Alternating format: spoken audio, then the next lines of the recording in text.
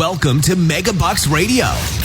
Conversations with successful entrepreneurs, sharing their tips and strategies for success. Real-world ideas that can put MegaBucks in your bank account. Here's your host, Nina Hershberger.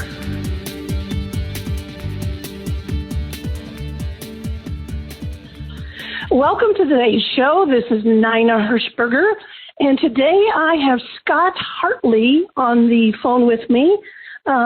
He is a entrepreneur, as you know, because I love entrepreneurs. I love interviewing them. And he started a company that ended up a multi-six-figure-a-year business from scratch, and he just sold that. But he took that knowledge and that experience, and he's sharing a very specific kind of thing with other entrepreneurs, other business owners. So welcome to today's show, Scott. Hey, Nina, glad to be here. Appreciate it. So let's get right into it. Tell us what business you just sold. Yeah, so I sold my IT company that I started way back in September of 2004. That was quite an interesting journey, to be honest. So back at that time, I had a lot of people that were, friends and family and everything that were reaching out to me to, kind of fix their computer problems.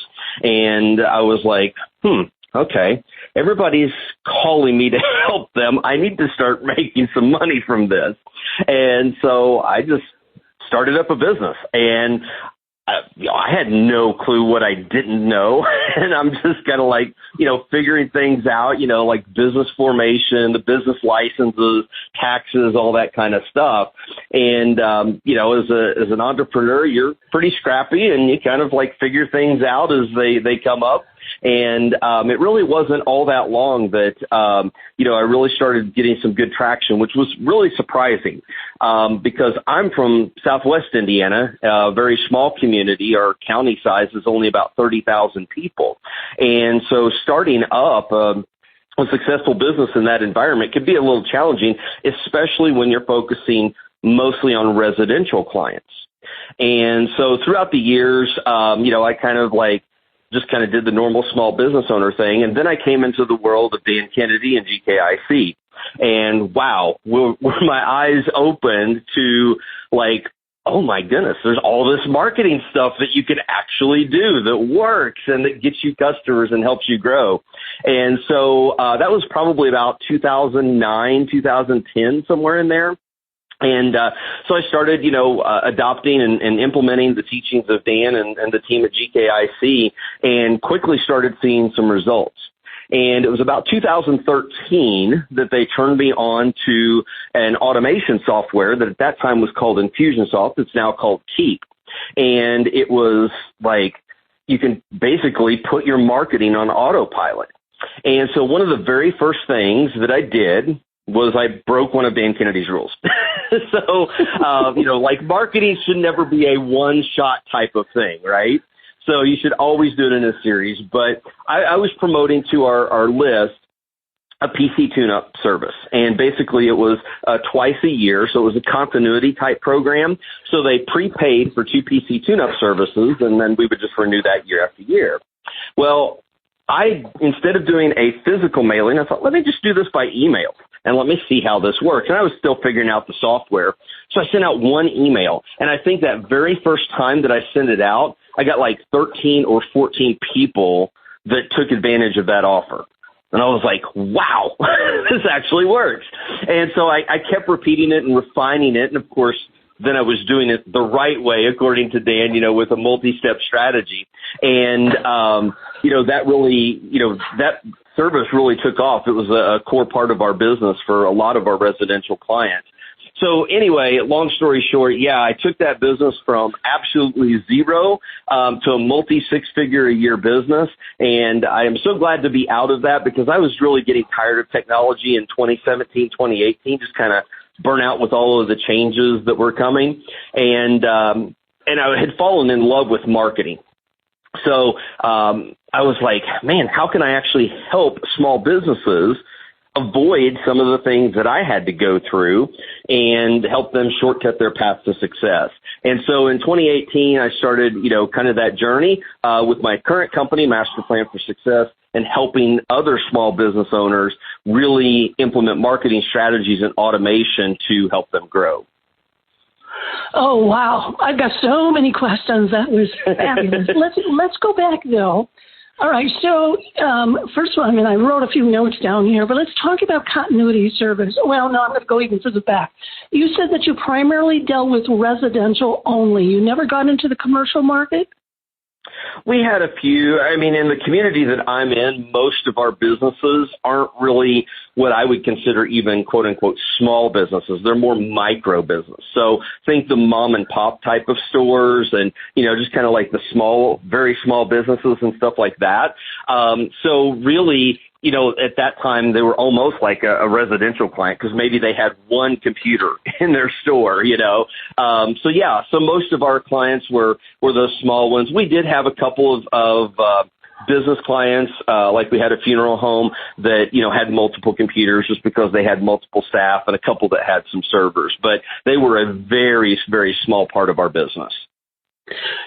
So because it was residential, you couldn't wait until the phone rang and said, I need help, Scott.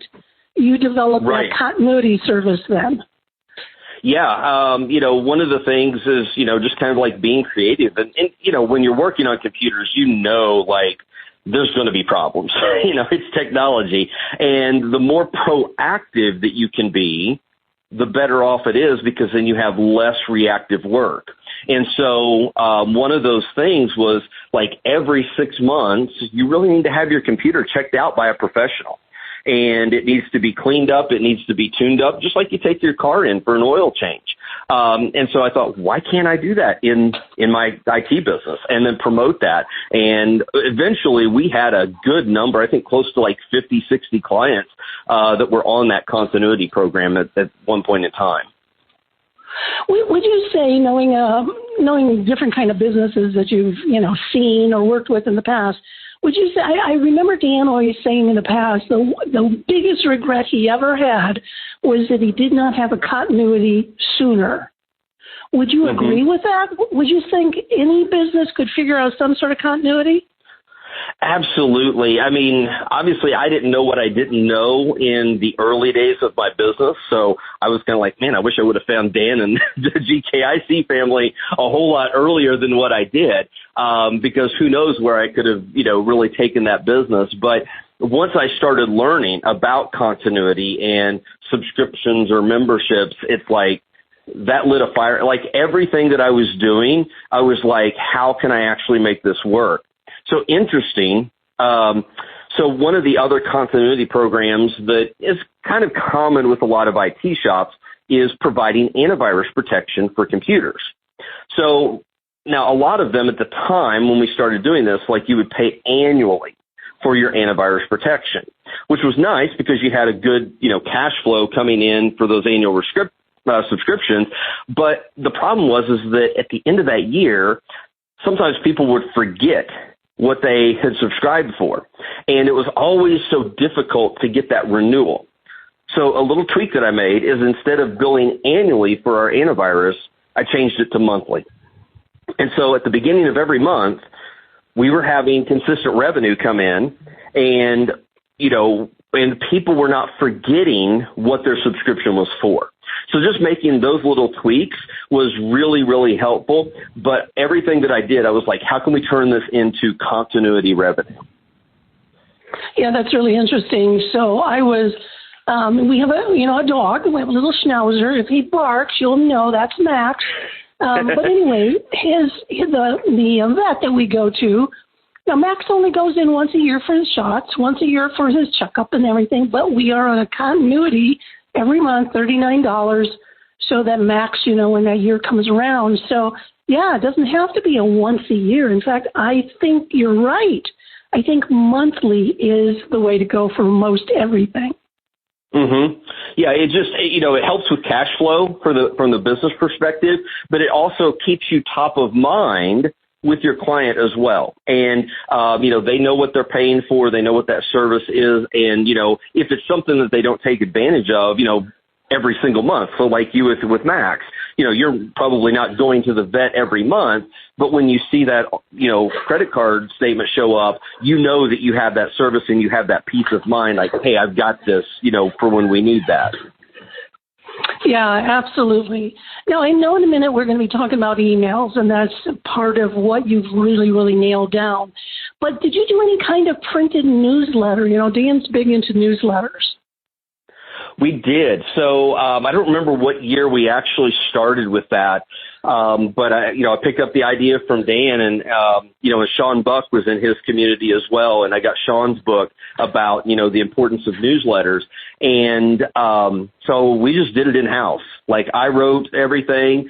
We printed it out on 11 by 17 paper. I hired a high school student to fold stuff and stamp the envelopes, and we dropped it in the mail. We sent it out to our key residential clients and then some of our prospects. So our list was constantly growing. I think at some points in time we were well over 500 emails or 500 print newsletters that we were sending out every single month. And it was interesting. It took a little while for that to get some traction. So I would say probably about 8 months before we really started seeing results coming from the newsletter. But then when I would go out to, Walmart, or I'd be out shopping or wherever, like I would have people come up to me. It's like, hey, I got your newsletter last week, and that recipe that you had in it was really awesome, and they would hang on to it. And then we started seeing sales come in as a result of it, because we would be talking about some services that we were offering or particular computer problems, things like that. But it was really key to helping create some, continuity in our business, as well as just even getting some new customers. So in that newsletter, was it 100% talking about computers, or was it, you just mentioned a recipe, but what percentage would you say is just kind of fun stuff? We did about 50-50. So, like the cover story was typically about something, related to the computer, and I tried to make that the lead of the story, really interactive, maybe talking about, something that I had experienced or, read or whatever. And so about half of the newsletter was related to IT stuff, and then the other stuff was just kind of like fun. So we would kind of mix it up. We'd put recipes, we'd do puzzles, we'd put just little word searches, whatever, in there, some cartoons, just to kind of mix it up and so that it wasn't a boring thing, but it was something like, what's in the newsletter this month, when they actually saw it. Now, did you print it in 4 color? Did you print it in 1 color? What did it look like? Yeah, we did full color. So like I said, we had our own copier in the office there, printed on 11 by 17, did full color. Folded it in half, and I actually mailed it in a 6 by 9 envelope. And then on the outside of the envelope, I teased what was inside that newsletter. So, a couple bullet points on it so that they would have a little mystery of like, I wonder what he's talking about when he says that. Oh, that's brilliant. Yeah, I am a personal fan of actually 1 or 2 colors, and it's only a personal preference. Is there's something psychologically that happens when somebody does a full color. They think, they spend too much money. And so I always try to make it look a little more homegrown. But brilliant that you actually did that. Now, what about packages? You talked about continuity, but did you do packages as well? We tried a couple things with packages, but they didn't really take off. So we tried to create a couple of bundle packages where it included like antivirus and data backup. And then we had like another higher ticket package, which was antivirus, data backup, and the PC tune-up service. We had another one that included some level of remote support every month, just in case that they had an issue and it was something that we could resolve remotely. We had a very small handful of clients that took advantage of that. But for whatever reason, either my messaging was off or something, but it never really took hold and had a large number of our clients on that. So primarily what you sold was PC tune-up and antivirus? Yeah, and I mean, obviously a lot of people were reaching out to us for, computers crash all the time, hard drives fail, just the general, slowness of computers, a lot of different things. And we were seeing a lot, especially back in, 2009 to probably 2014, 15 or so, a lot of virus infections. And especially the clients that weren't on our antivirus system, we were getting people that were getting infected left and right. They'd be bringing their computers in 2 or 3 times a year because their computers would get infected. Interesting note, talking about antivirus protection, it was probably about 2015, 2016-ish. I don't remember exactly. But we implemented a brand new antivirus solution for our clients. And it was a premium. So it wasn't inexpensive. It was $11.99 a month. So, I mean, it was not horribly expensive, but it was pricier than the consumer grade antivirus. But the minute that we rolled that out to well over 100 of our regular clients, virus removal services went to 0. So you killed one part of your business. We killed one part of our business, but I was okay with that because it was best for the client. And so we had, a guarantee, with that antivirus protection. And we still, the person who bought the company still uses that antivirus protection today. And again, like literally 0 problems with viruses on any of the computers that have that on it. Well, you said $11.99, so I'm going to do 12. 12 times 12 is 144 times you said about 100 clients. I mean, every month that's 14,400. The first of the month that's in your bank account. Yep, exactly. And you didn't have to do anything. Right. And, and they knew that they had that peace of mind, and it was a whole lot easier doing it on that month to month instead of going once a year and trying to get that $144. Yeah. So that makes sense. So you sold your business, and now you're well, first of all, did you start using email so effectively in your business before you sold it? And then is that what made you such an expert in email marketing? Yeah, so in 2013, I started using an email marketing software, really started leveraging it alongside of normal direct mail, the print newsletters, sales letters that were getting mailed out, postcards, events and stuff that we were doing. So I really got into the email because it was just another touch point that, made it faster and easier for us to reach our prospects and our clients. And of course, in the world of IT, sometimes there's some important information that needs to get delivered sooner rather than later.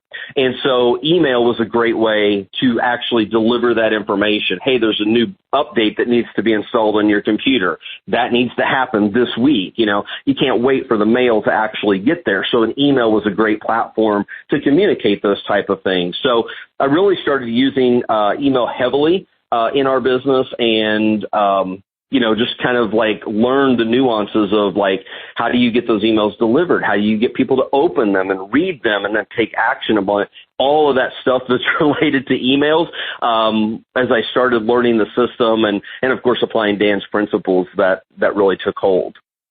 Okay. So let's get into that. First of all, let's talk about deliverability. We all know that everybody gets so many emails. A lot of them could go into spam. A lot of them can go into Never Never Land or whatever. How do you know that you're getting your emails delivered? Well, there's not an easy way to know if your emails are getting delivered or not. Obviously, if you're not getting a lot of bounce backs, bounce messages saying, hey, this email couldn't be delivered, you can assume that, at least it's landing somewhere in your recipients' inboxes. Now, it may not be, in the inbox. It might be junk or spam. It might be the promotions folder. It might be the updates folder, whatever. But yeah, there's a lot that goes into getting your emails delivered that I didn't know when I first started doing a lot of email marketing. And there's so many things that as I talk with more and more small business owners, and practically everybody's using email now. So small business owners gravitate to it because, one, it's expected. Like, oh, you have to do email marketing in your business. Number two, it's relatively cheap. Like, it doesn't cost you anything to send an email, whereas it now costs, 63 cents to send a first-class letter. All you have is your subscription to whatever software it is that you're using.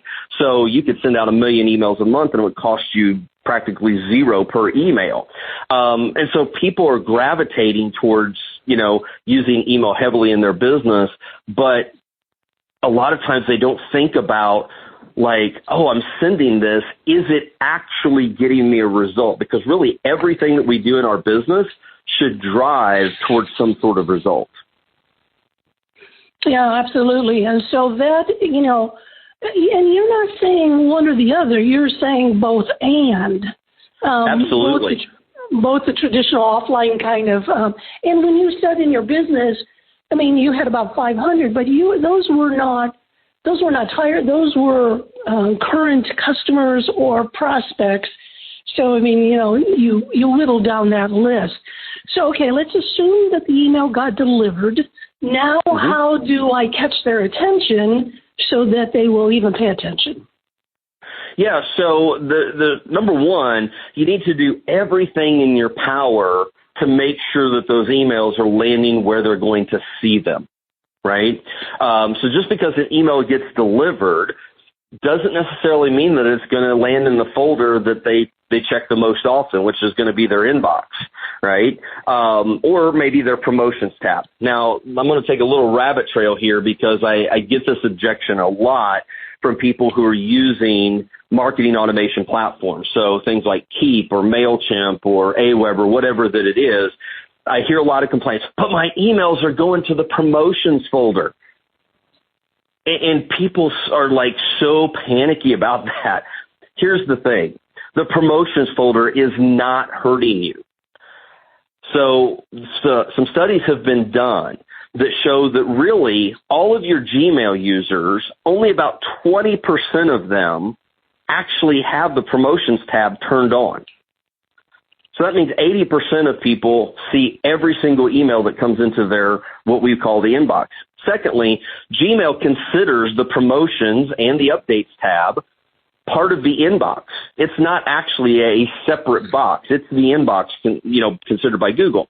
And then if you look at your list, depending on your list, somewhere it can be, like 20 to 40% of your list might be Gmail type addresses. So people that are using gmail.com, or maybe like myself, who's a business that uses Google Workspace, we're still, the backbone is still Google. Of the people that do have the promotions tab enabled and the people that are on your list that are on Gmail, realistically, less than 0.1% of your list is affected by your emails going to promotions or updates. So to major on the minors is really a waste of your time because it's really not costing you any sales or any opens or anything like that. So take a deep breath. Yeah, let it go. Exactly. And focus on other things. Focus on other things. The thing that you really want to focus on is, are those emails going to junk or spam? That's the worst place because nobody ever checks their junk or spam folder because it gets filled up immediately. And that's something that you do have control over. Right. So there's a lot that goes into that. And obviously I wrote a book about, that covers those in pretty good detail. But the number one thing that every small business owner should concentrate on is the engagement of their list. All right. The engagement of their list. And that's more than just opens. So obviously your mail software is going to say, oh, X number of people opened this email. It's also going to show the number of people that clicked on a link in that email. Those are very, very important metrics. And here is another thing that I get challenged on all the time by small business owners. When I'm consulting with them on getting their emails delivered and I do an audit of their app and I look at their list, I see that they've been blasting their entire list for the past year. and we have a very small segment that's engaged of regular people that are regularly opening the emails, regularly clicking on the links in the emails, and doing good things with those emails. And a large portion of their list hasn't opened anything in more than 90 days, and in some cases, some people have never opened anything at all. And my first suggestion, my first recommendation is stop emailing those people who have not engaged with your email in longer than 90 days.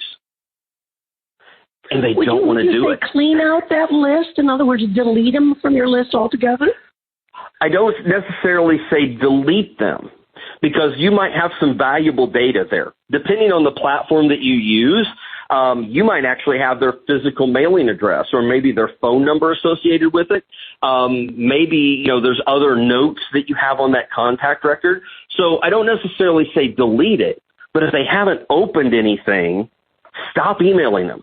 Like, prune your list so that they're not getting emails from you, because that's actually hurting you. Even for the people who are opening and getting your emails, the people who aren't are actually bringing you down.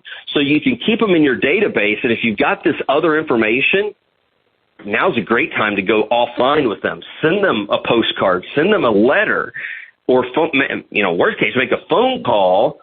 And now you can have an opportunity to maybe get them back on your email list, but stop emailing them. And I get the biggest pushback from that because people are so afraid. But they might one day buy something from me.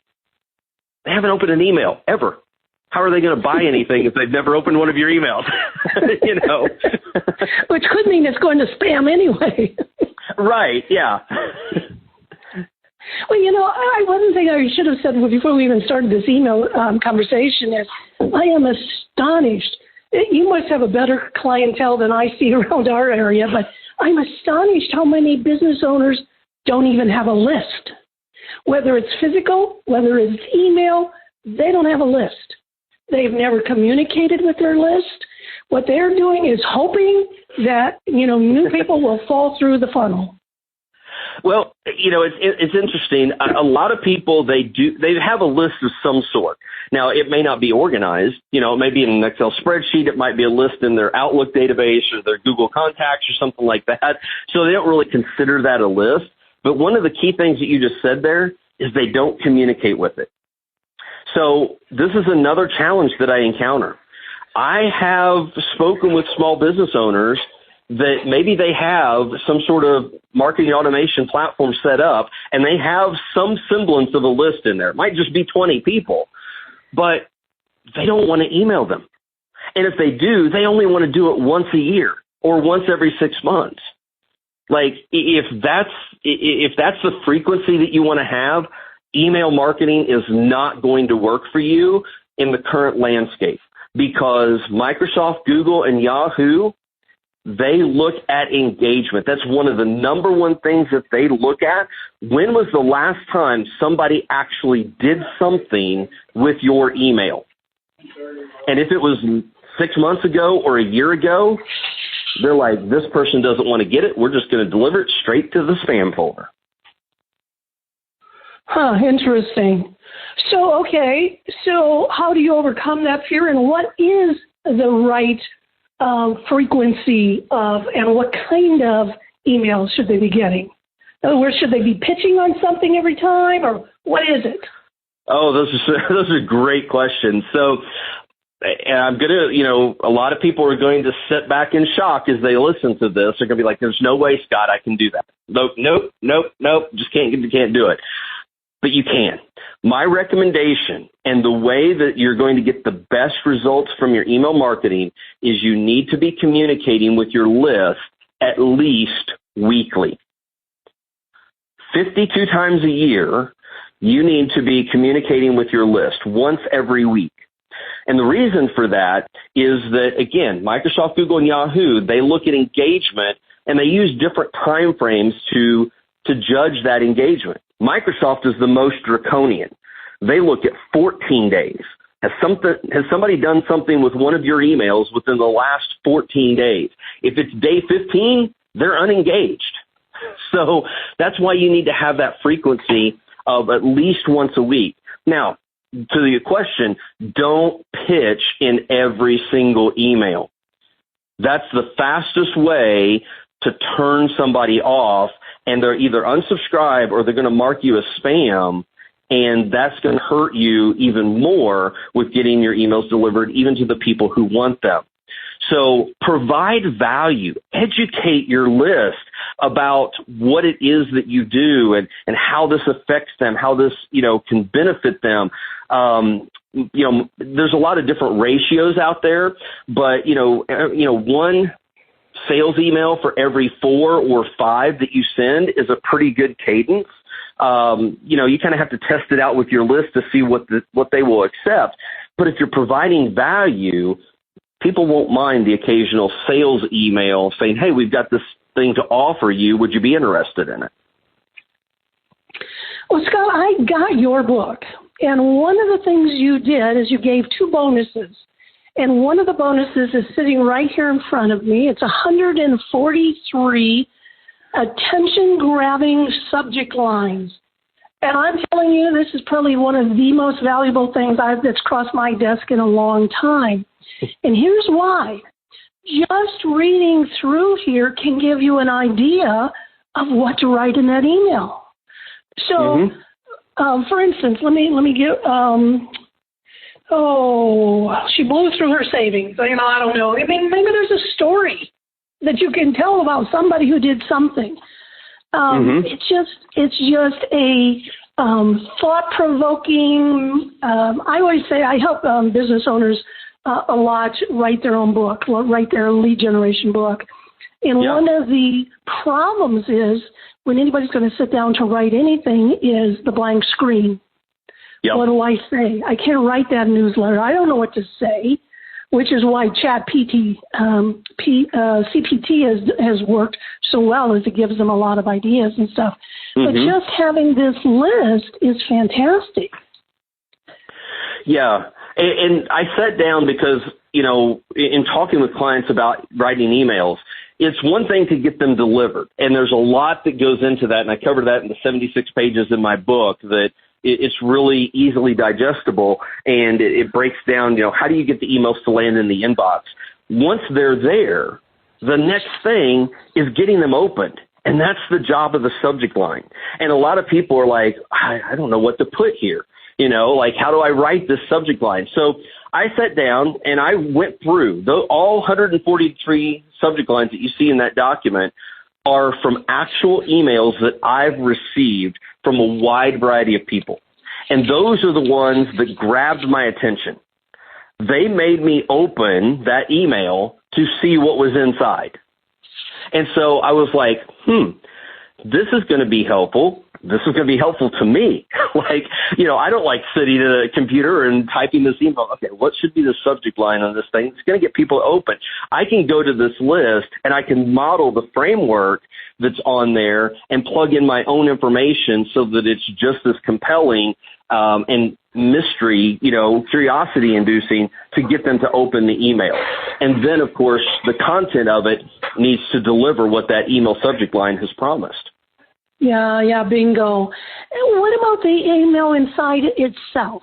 Is there a certain thing that you would predict, or you would suggest for length, for font, for size, any kind of cadence in the email? What's your recommendation there? So one of the things that I tout on the outside of cover of my book is inside I tell you why you should ditch the email newsletter and what to send instead. A lot of people want to make their emails so beautiful, so pretty. When people open it up, they're going to be like, oh, wow, this is the greatest thing since sliced bread. That's not what people think when they see a beautifully designed email. They're like, oh, I don't have time for this. I'll get back to it later. And as we all know, later never comes, right? The best thing that you can do with your emails is write them as if you were writing to one individual person and make it personal and make it about one thing.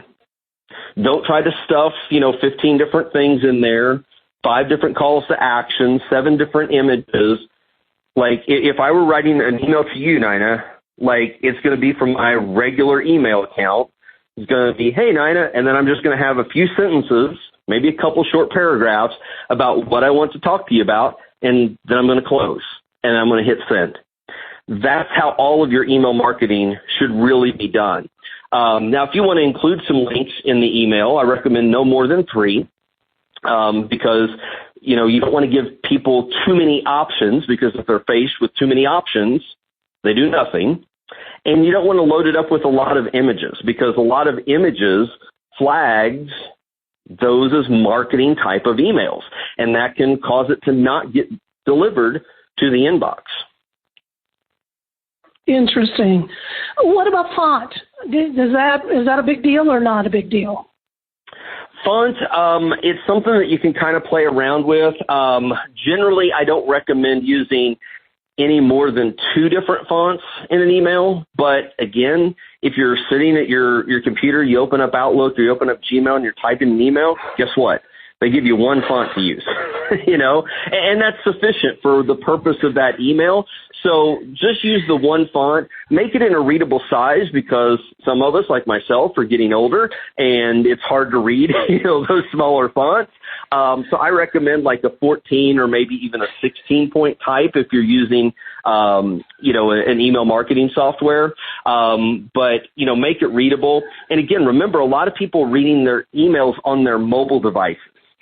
So you want to keep it relatively short in the email, and then you can direct them to your website where you can then use long-form copy or have a video or something like that to where they will spend more time on that page. Well, Scott, I am looking at the clock, and unfortunately is not my friend today, because this has been fascinating. But I do know that I asked before we got on the show whether or not you had something special that you could offer, because every single person listening to this could really take advantage of your knowledge and stuff. So do you have something you want to share with the audience and offer to them? Sure. I would love for everybody to get a copy of my book. It's called Hit the Inbox: How to Avoid the Spam Folder and Grow Your Business with Email Marketing. In it, I cover everything that we talked about today and a whole lot more. So, we talk about the promotions tab. We talk about how to optimize the 4 key sections of your content. We talk about the 3 pieces of identification to make sure you're driving legally on the email marketing highway. We didn't even touch on that today. That's a whole conversation in and of itself. But 92% of small business owners are driving illegally on the email marketing highway, and they're going to get pulled over, and it's going to cause major problems for them. So knowing what those are and how to avoid that is really key. And also, and something else, and this came from my own personal experience that I talk about in the book, is how to know when it's time to fire your website host. If you're using certain providers out there for where you're hosting your website, and some of them are the big name providers that are hosting websites, they can cause problems with getting your emails delivered to the inbox, and you probably don't even know it. And so I cover that, but everybody should really get a copy of my book. It's 76 pages. I had a client recently buy it, and he said, hey, I read it in the bath. So he took a bubble bath one night and consumed the book, while he was just sitting there relaxing. And he said it was a great read. Yeah, I've priced it affordably. It's $7. Like 2 lattes at Starbucks, I think, you can get this, and it's actually going to benefit your business. Like you mentioned earlier, Dinah, there's a couple bonuses that you get. One is the 143 attention-grabbing subject line. The other one is my marketing messaging checklist that helps you write the content for your email to make sure you're including the important things that will actually get you results from your email marketing. So you get all that for $7. HitTheInboxBook.com is where you can go to get your copy of that. $7 for the digital copy. HitTheInboxBook.com, and I appreciate you sharing that with your audience. Yeah, and Scott, if somebody wants to reach out to you and perhaps use your business, your master plan for success business, how would you like them to reach out? Sure. So one of the best ways to get a hold of me is LinkedIn. If you connect with me on LinkedIn, that's a great way to connect. You can message me on there. If you want to email me directly, that would be fine too. Scott@masterplan4success.com. So it's Scott@masterplan4success.com. Well, this has been awesome. The first thing I'm going to do is go and I'm going to create in my CRM. I use Entreport actually. I'm going to create a group that's just the ones who have responded, and I'm going to I'm not going to delete them, but I am going to only send. So that was a fabulous tip for me personally, and of course all of these 143 ideas. So thank you, Scott, for your time, for your willingness to share this. It's been a true pleasure to interview you on this show. I appreciate the opportunity, and if you or any of your audience has any questions, happy to answer those and help you out. Perfect. So this is Nina Hershberger. This is the end of another show, so go out and make it a great day. Thank you for listening to MegaBucks Radio with Nina Hershberger. To learn more about the resources mentioned on today's show or to listen to past episodes, visit megabucksradio.com.